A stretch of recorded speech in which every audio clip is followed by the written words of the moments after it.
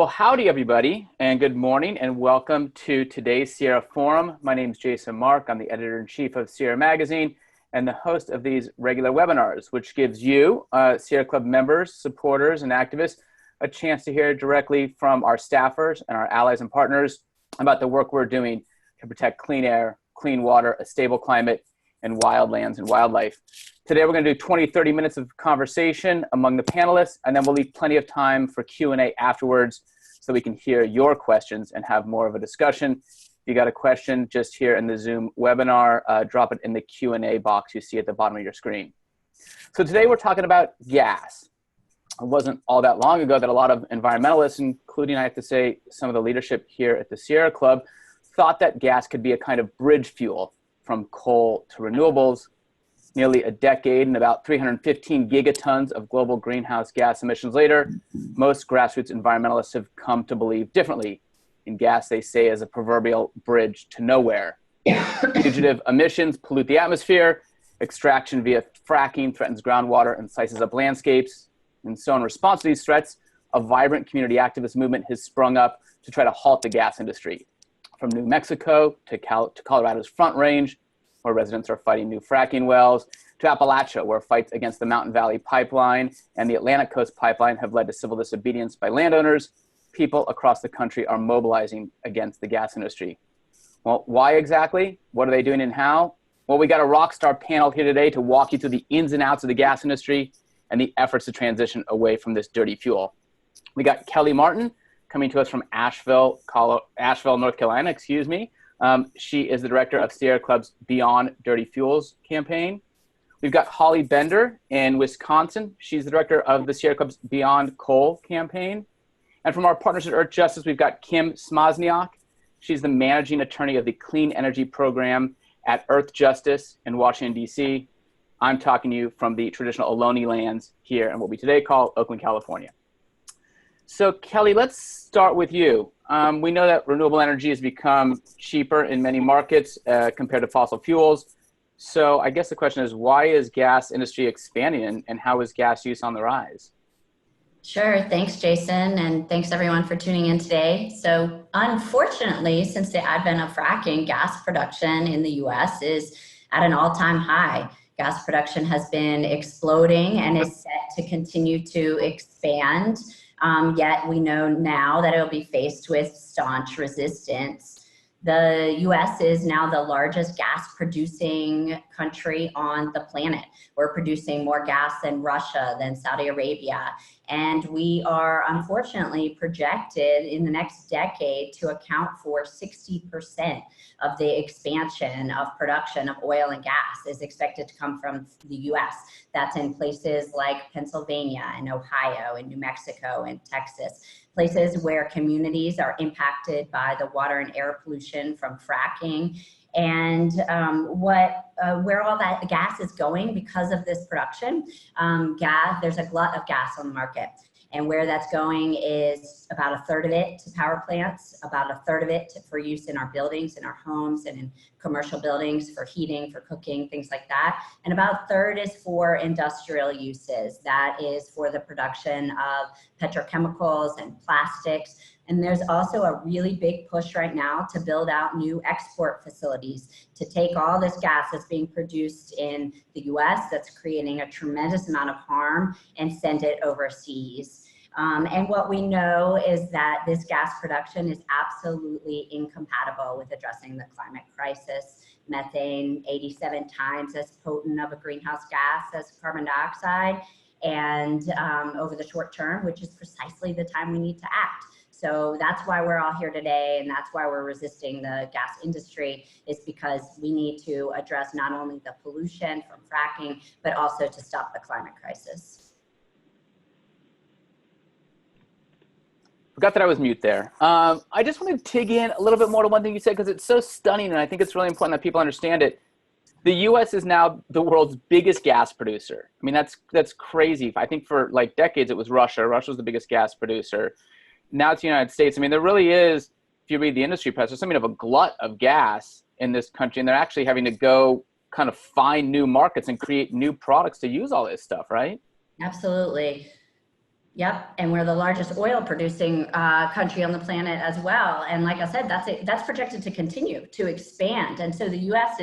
is a key player globally in making sure that the climate crisis doesn't get worse through the production of gas.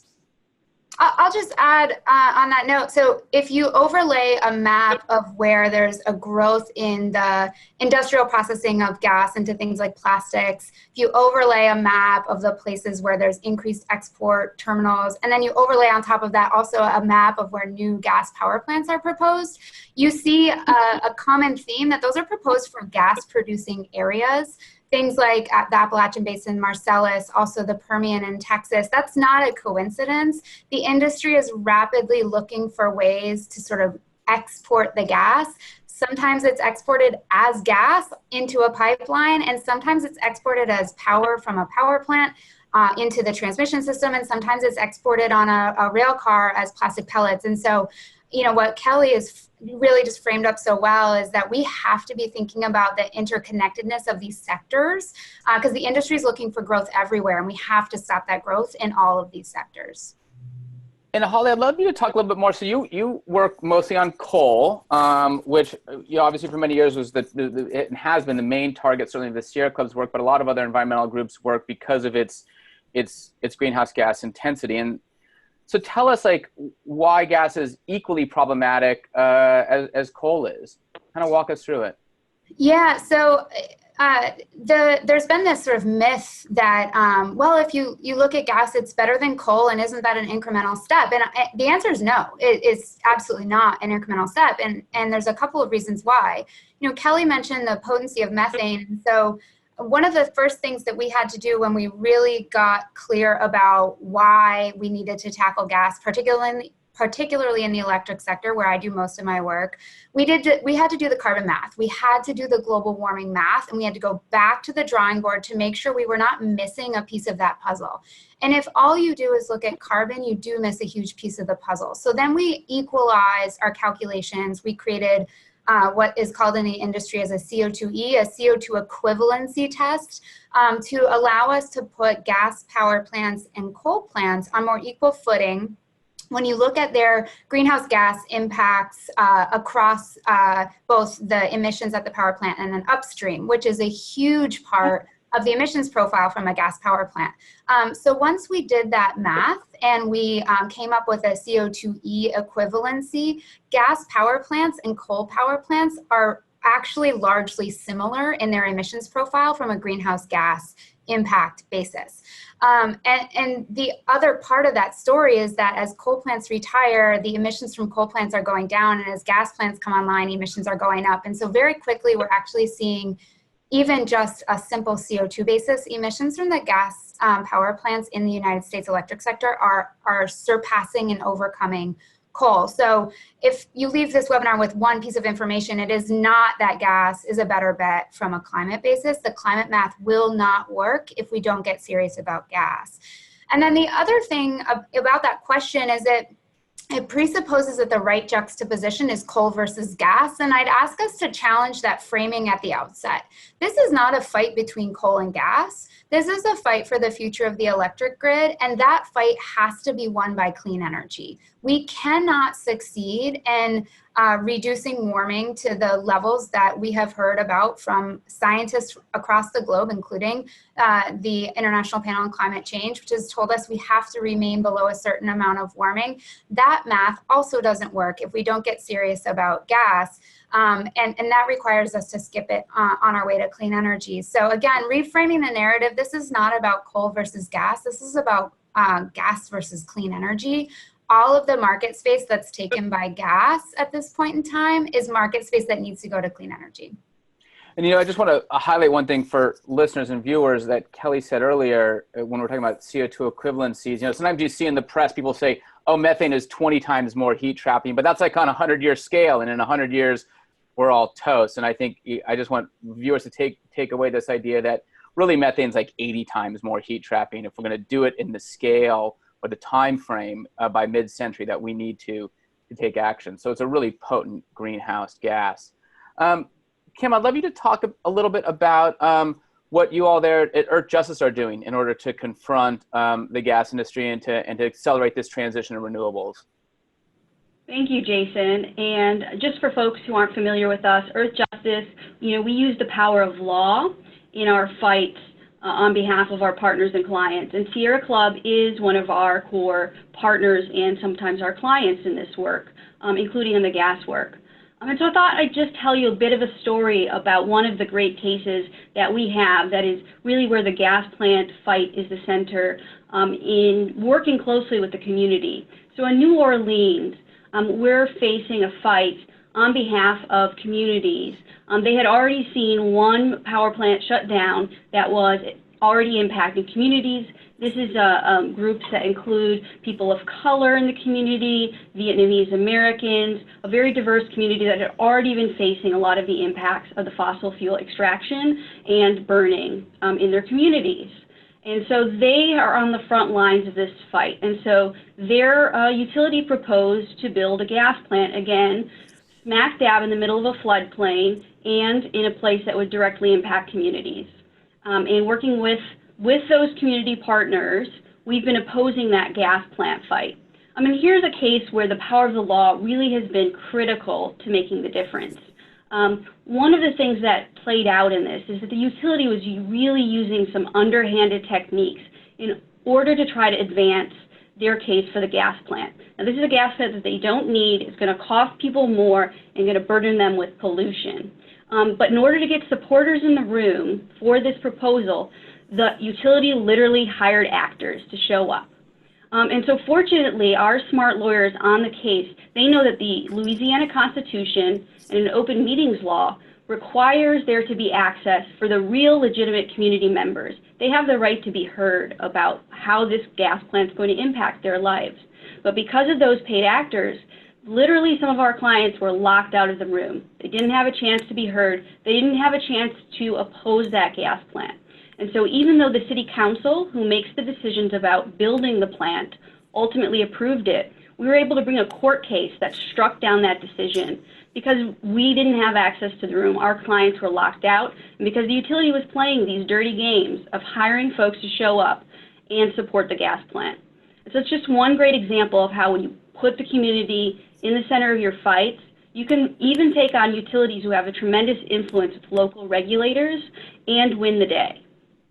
Yeah, that was an incredible AstroTurf campaign that utility ran. And I would say if folks want to read more about it, we did a story about that at sierramagazine.org. I just want to real quick, we've already got some questions piling up, and we've got one that I want to get to right now, either Kim or Kelly. While we're talking about Louisiana, Marjorie's got a question about the natural gas pipelines being built in Louisiana. I'm wondering if one of you guys could address that and talk about the work that's being done also to head off those gas pipelines down the Gulf Coast.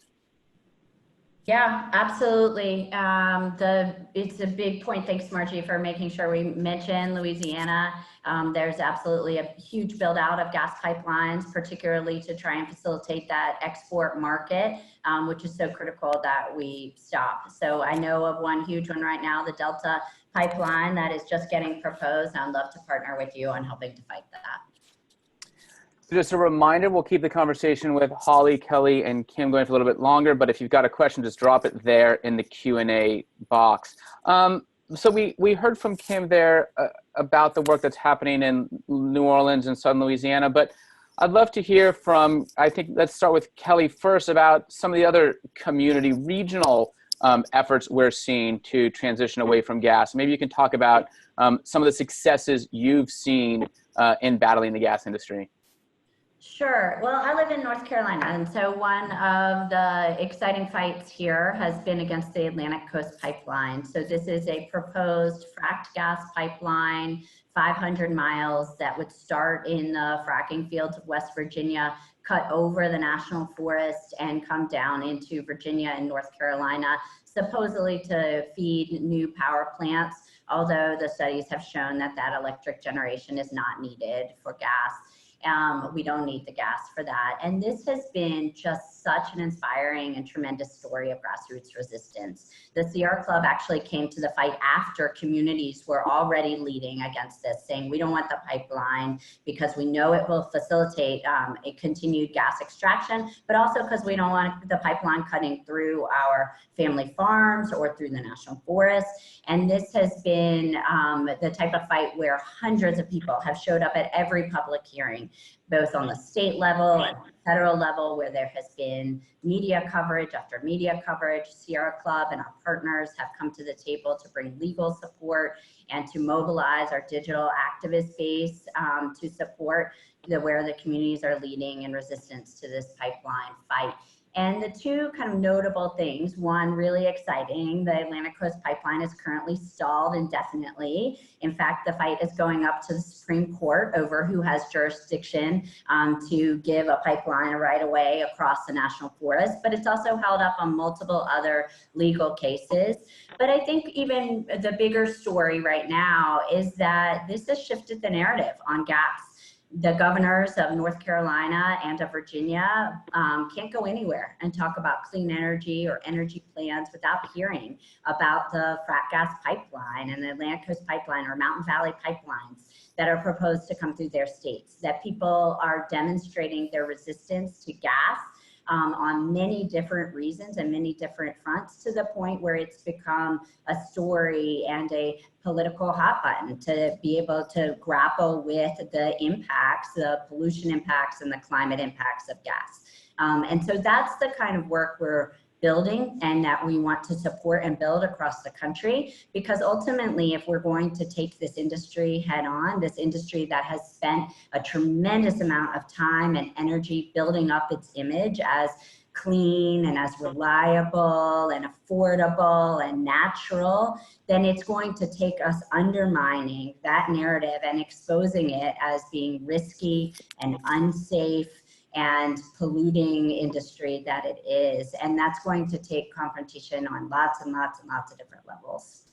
So speaking about confrontations, so those confrontations around the pipelines are, let's call them midstream. So upstream would be, you know, the actual fracking, extraction in the Permian Basin or the Marcellus Shale or wherever it might be.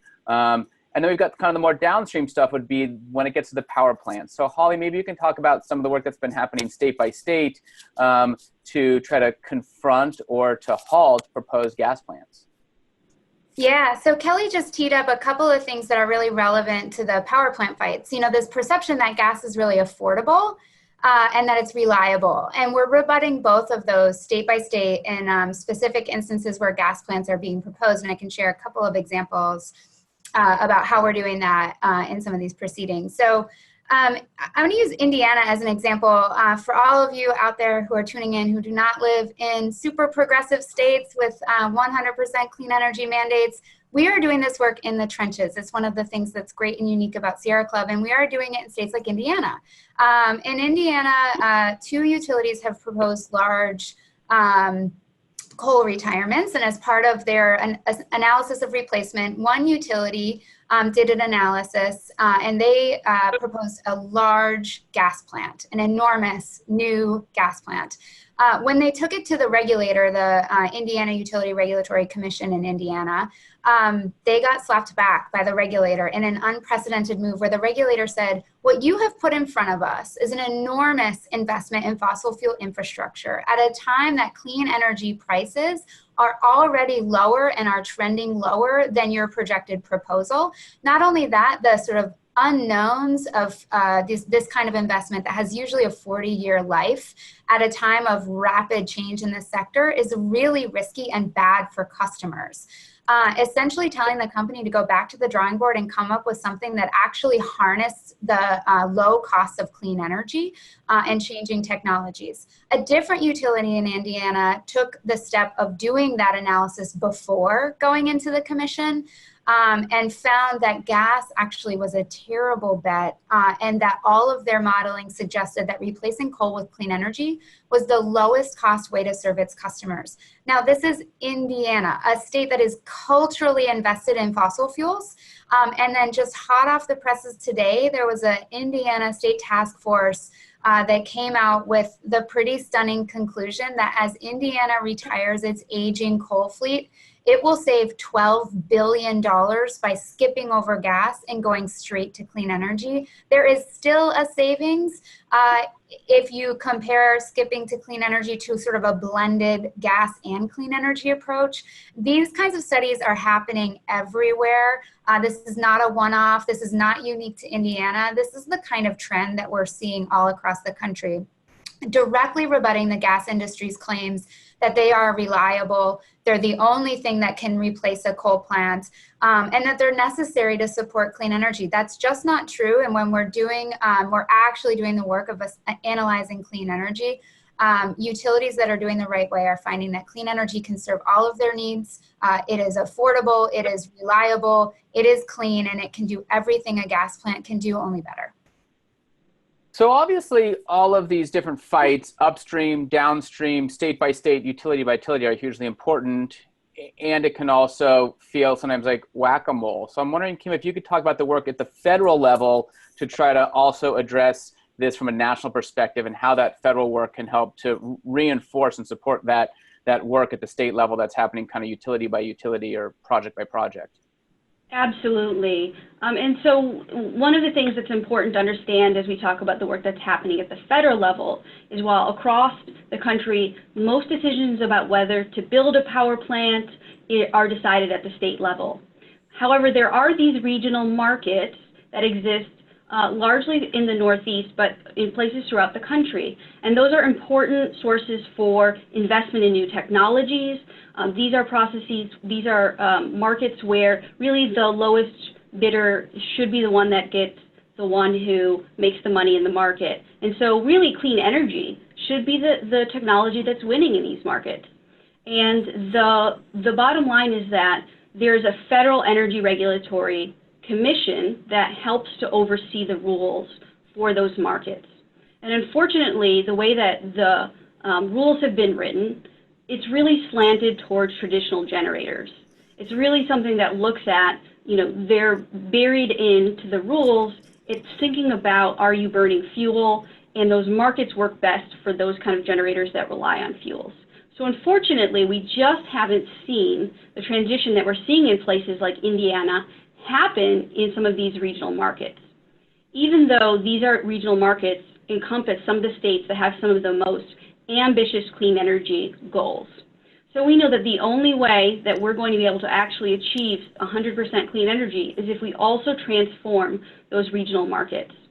And so we're working before that energy regulator to make the case to one by one change those rules to really actually allow technologies to compete on a level playing field.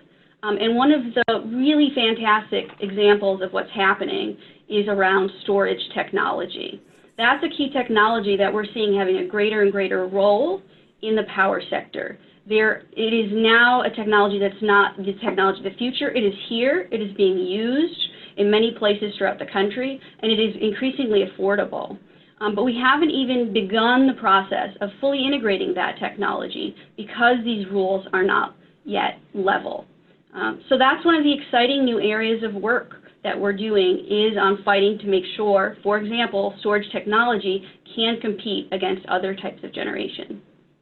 Thanks so much for that, Kim. And I hope that answers Mark M's question here, who had a question about reliability and storage. And I think, yeah, the big game in town these days, right, is all about storage and batteries and how to capture and store the energy from renewables. I want to thank the audience for being so engaged. We've already got dozens of questions piling up, so I think we're going to go right to them and give Holly and Kelly and Kim a chance to respond to questions here from folks on the webinar.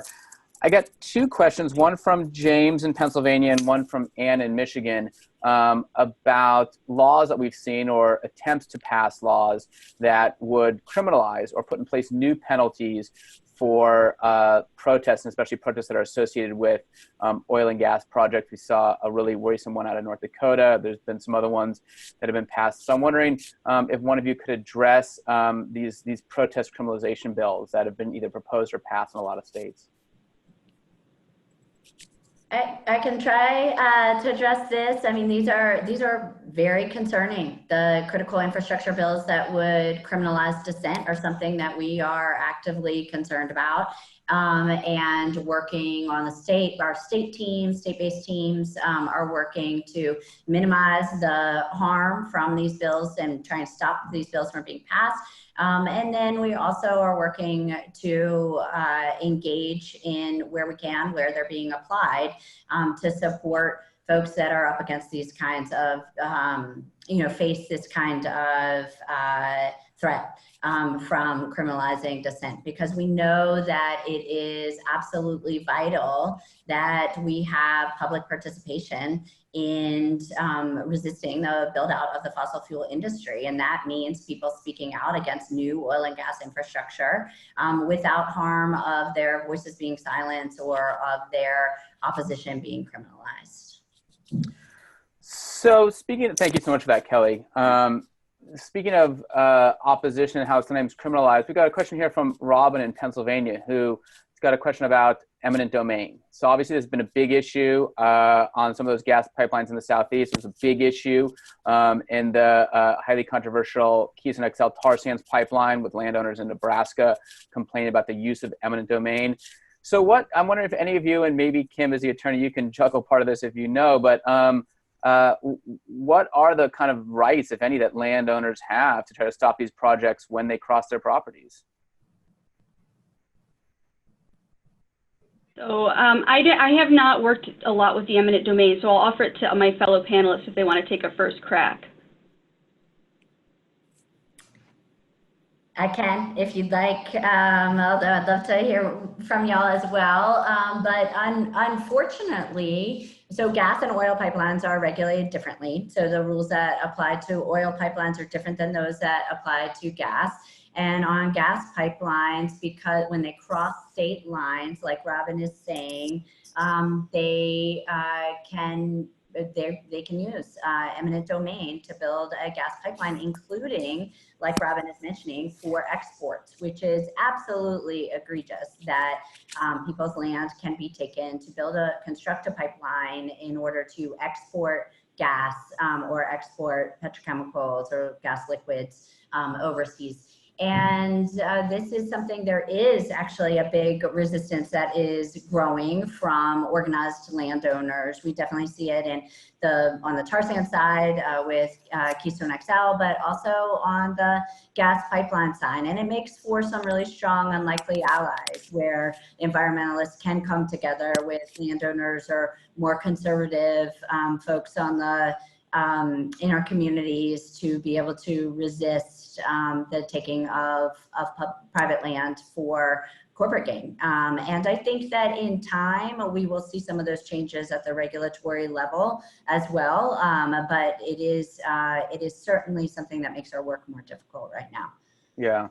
And my understanding is also a big fight over a proposed liquefied gas plant in Oregon has united a lot of landowners there who've been really upset about the use of eminent domain. And in Oregon, one of the success stories around that pipeline that you're mentioning that would feed the LNG export, the proposed Jordan Cove export facility. One of the reasons why the permit at the national level from the Federal Energy Regulatory Commission was denied was because so many of the landowners had refused to sign to give their land over. So it would require then the egregious use of eminent domain because so few landowners had willingly agreed to a contract.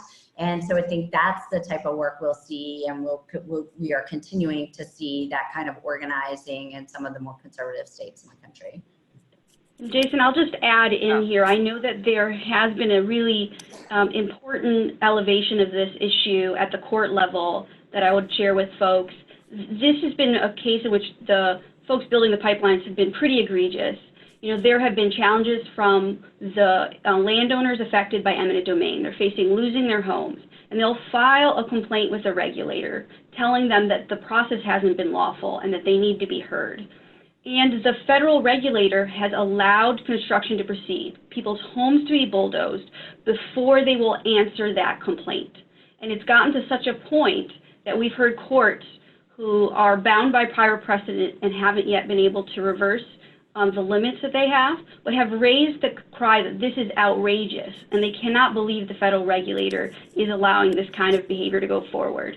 And so we're really seeing the start of really focus on all different political spectrums, recognizing that this is such an egregious abuse of people's rights to bulldoze someone's home before they can have a chance to be heard, that we expect this to culminate in some decisions either politically in Congress or in higher level courts that will change that landscape. Oh, thanks so much for that, Kim. That's an encouraging, somewhat encouraging update. So thank you for that. We've got a question. I just want to make sure we're kind of ticking off some of the geographic boxes, because obviously these are issues that affect all sorts of different places in the country. Paul, who I'm guessing perhaps is from Texas, wants to know if there's any updates on the efforts to stop gas line in the greater Permian region, which again is sort of like West Texas. And I guess there's a planned pipeline that would go through the Texas Hill Country. So any updates on that? And this is a good example where the landowners are doing some great organizing and legal work to try and stop the pipeline. There's also, I believe there's also endangered species issues that are being raised on that pipeline. I don't have a full update to give you here, but it's definitely one that we are supporting the communities that are fighting it. Thanks, Kelly. So just trying to get to all of these questions. And again, thanks so much to the audience. We've got now a few dozen questions here. But I'm going to combine a couple of them. So Sonia, as well as Chet, and I think this is, I want to come back to you, Kim, want to know a little bit more about, if you could explain a little bit more about the energy storage technology, and also perhaps some examples, if you know of them, where it's being used and used effectively.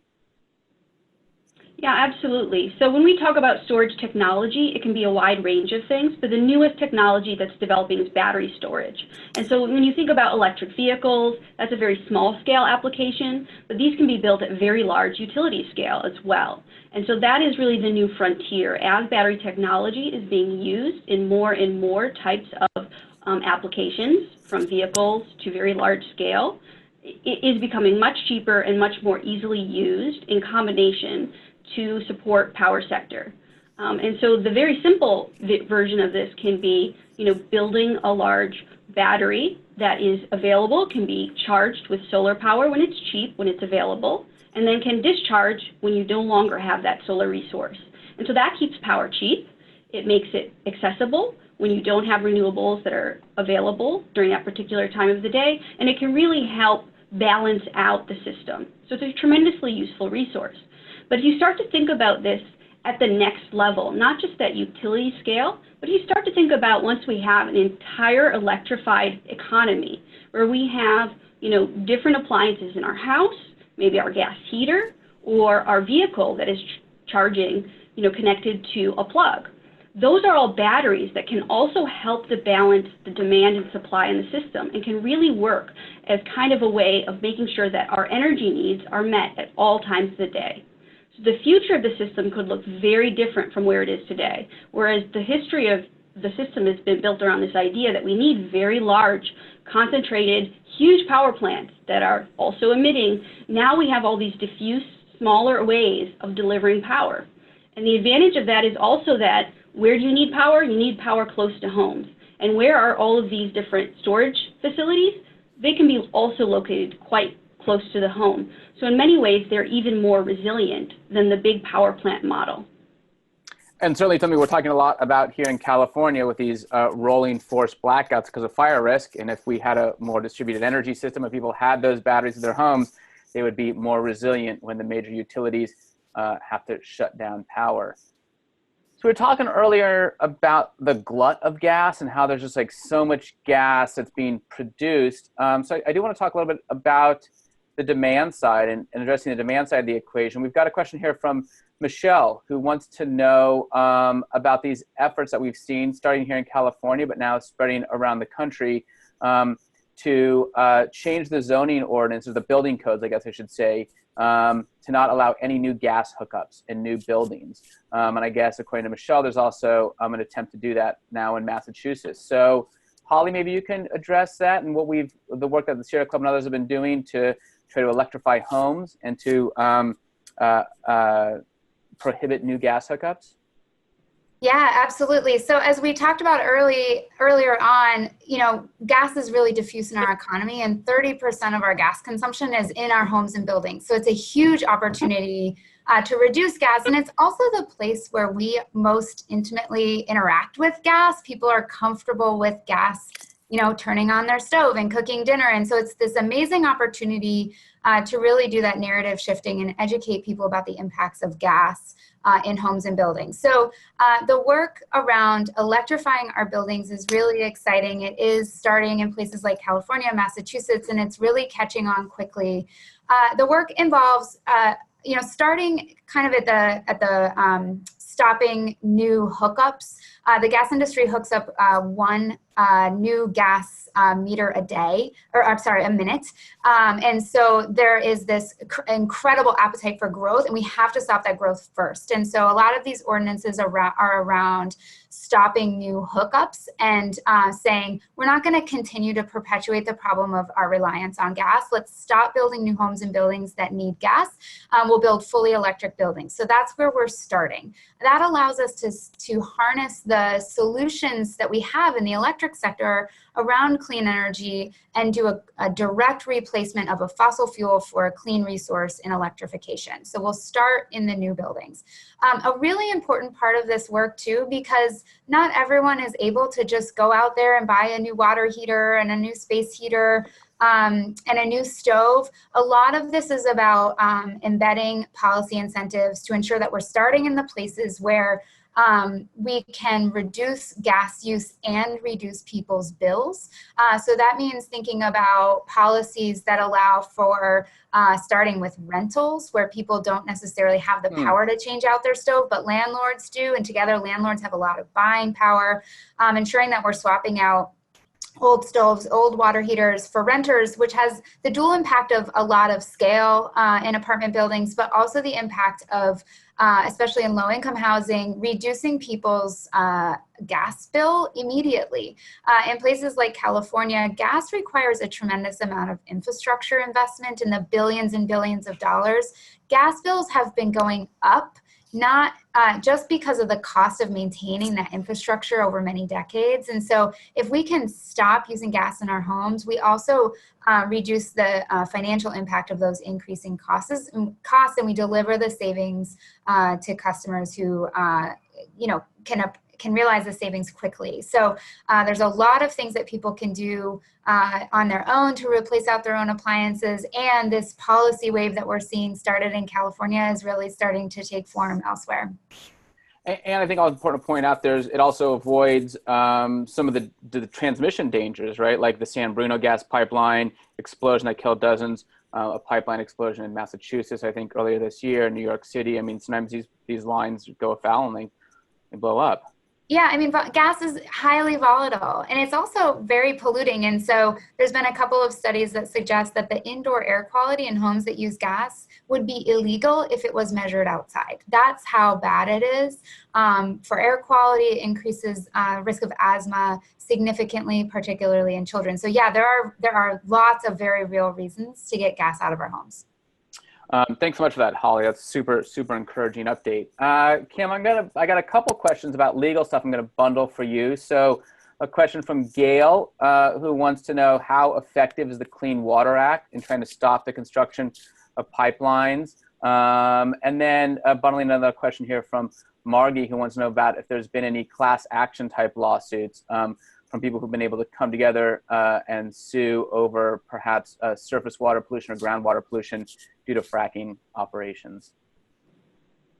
Yeah, that's great. And I will just say across the board with respect to these pipeline or other infrastructure battles that the permitting process can be an important way to look at stopping the building of infrastructure. There are a lot of procedures that these large infrastructure are required to follow, and they don't always do a good job of it. And so at the end of the day, sometimes when you look closely at what they should have done and you force them to comply with every aspect of the law, you can find that you found something that they have just been shirking the law on, and you can bring them and hold them accountable for that. So I'll say more broadly that it's a really valuable tool for all of these infrastructure to look at Clean Air Act permitting, look at Clean Water Act permitting, look at even local zoning ordinance requirements, because at every one of those stages, you can hold the developer to account and make sure that they're following the law. I'll hand it over maybe to another panelist about the fracking question. Well, I guess the question is, have there been any class action lawsuits? Have you seen any class action lawsuits where people have been able to, I guess, demonstrate a tort or demonstrate some sort of harm done to them by fracking operations? I'm actually not as familiar with the class action lawsuits that may exist. I suspect that there have been efforts to do that. We at Earth Justice aren't involved in the class action lawsuits, so I couldn't speak to it well. But I know that there are some tremendous horrors that we've heard about what can happen to homes due to fracking nearby. And I would be shocked if there weren't successful lawsuits in the works that are going after developers for the horror of turning on your faucet and finding out that your water can be set on fire. And those are the kinds of cases I think that end up in the class action lawsuit. I do think that you'll find that those are out there. Thanks for that, Kim. I know we talked about this a little bit in the main conversation, but I do want to come back to it because there's a number of questions, a couple from anonymous attendees and one from Susan. But I'm wondering, Kelly, if you could come back to this question of plastics. A lot of people have got questions about that and kind of what is the relationship between plastic use, plastic manufacturing, and this gas glut. Sure. So there is a push to build out new petrochemical plants. So when the gas is extracted, there's kind of what's thought of as a wet gas and a dry gas. And the dry gas is used for electricity. And then the wet gas is things like the chemicals that are precursors to plastics. It's things like ethane, and there's, for example, a huge new ethane cracker plant, they call it, processing facility that's been built in Pennsylvania. And those kinds of processes, and wet gas is a place where the gas industry is seeing an opportunity to grow in order to then expand new markets for gas.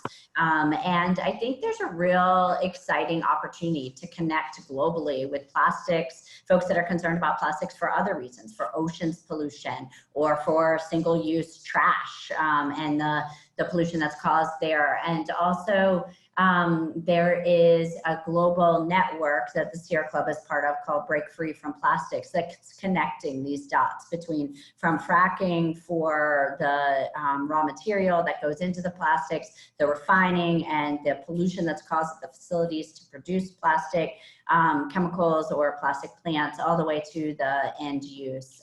So I think there's an opportunity for a growing movement to connect the dots on that. And I also just wanted to say to the previous question that the gas industry, and fracking in particular, is exempt from far too many laws that govern the rest of most every industry, from the Clean Water Act laws and drinking water laws, groundwater protections that should apply but don't because of loopholes that were negotiated for the oil and gas industry. And so part of our work is to close those loopholes. And that's part of, I think, why we see too more resistance happening about stopping new end markets like power plants or petrochemical facilities or the pipelines that would facilitate getting this gas to market, because quite frankly, the industry enjoys very lax regulation, which is very harmful to our water and to our communities. Thanks for that, Kelly. And I just want to also thank the audience for being so engaged. We've got so many questions piling up. We're not going to be able to get to all of them, I'm sorry to say. But I do just want to combine, I think this is probably for Holly, one last question today from the audience, which really gets to the heart of where we started this conversation. And a couple of folks here, Theodore and Mark, have got some questions. If you've got any studies, or if you could offer a comparison of what is the sort of greenhouse gas footprint to, say, kilowatt hour when you look at coal versus gas. Yeah, so I'd be happy to provide some documentation about that. I mean, Jason, we can talk about the best way to do that as a follow-up to this webinar. We've done our own analysis, and we do use a Sierra Club global warming equivalent test. And so we would love to send that out, because one of the things that's really important is for us all to be speaking the same language about coal and gas and those kinds of emissions. So I'd be happy to provide those resources. Related to your question, but slightly different, is a new analysis that we released, or that we worked with Rocky Mountain Institute, and that they recently released, and that we've been digging into, which is an analysis not of the greenhouse gas impacts of coal versus gas, but of the availability of lower cost clean energy portfolios when compared to gas. That's a really unique study that I think has a lot of bright spots for folks across the country, and would also be happy to share that out as a follow-up to this. There's been some great press coverage on it. The top line essentially is that clean energy portfolios, a combination of clean energy resources and energy efficiency and demand management, can outperform gas plants just about anywhere. And so I hope that is something that feels like a bright spot. If you are in a place where you're seeing a lot of new gas in the electric sector, we are working furiously to develop the resources and the analysis to get into your hands so that you can take these fights to your local communities. Thanks for that, Holly. And yes, so if you are, if you're on the RSVP email list, when we send out some follow-up resources, Holly will include some links to studies about that. So I've got one last question for each of you, which is, what can folks do to get involved? What can folks do to plug into this grassroots effort to make the transition to a clean energy economy? So I'd love to hear from each of you briefly about, what folks on the call today can do as follow-up actions in their own community. I can start. I've got two. The first is, let's stop saying natural gas. It's not natural. It's very dirty, and I think we do ourselves a big service in shifting the public consciousness around gas by calling it gas or fracked gas or methane gas, but not natural. So that's one simple one we can all do. And the other one is that right now the Trump administration is working to roll back very important standards for methane, for safeguards for our public health from methane pollution. And so folks we'll send out this link, but folks can go to SC for Sierra Club, sc.org/methane, and can take action there. We're building the record of folks that really want to make sure that our communities are protected from methane pollution. That's right, sc.org/methane. Holly or Kim, any last words from you guys? Yeah, sure. I'll add one. Just like we did with coal plants, fighting gas in the electric sector and fighting these new proposed gas plants and all the existing gas plants that are out there, which we need to get rid of as well, will require tremendous local effort led by the grassroots. And so my request is for folks who live in a state where you are lucky to have climate leadership in the governor's office, or maybe your local mayor. Perhaps you are working on or have successfully passed a Ready for 100 commitment in the community that you live in. Gas is a climate fight. So take this fight to those folks who want to lead on climate, and ask them to lead alongside you on climate. We have to stop using gas to produce power, and clean energy is ready, it's available, and it's time to ensure that we're not replacing coal with gas, that we're going to clean energy instead. Thanks, Holly. And Kim, you're going to get the last word here. Yeah, well, I think my colleagues, my co-panelists have covered it really well. I mean, we can make this transition, and if we're locally engaged, you can find a local actor, and you can be fighting against gas at your own level. So I just want to amplify what Kelly and Holly have already said. Well, many thanks to Kim and to Kelly and to Holly for this really engaging and interesting and informative conversation. Really appreciate your time. Thanks to all of you for joining in today. You can continue this conversation online all the time at sierraclub.org, sierramagazine.org, all the other usual channels, Facebook, Instagram, et cetera, et cetera. Thank you so much for tuning in, and go safe. Take care.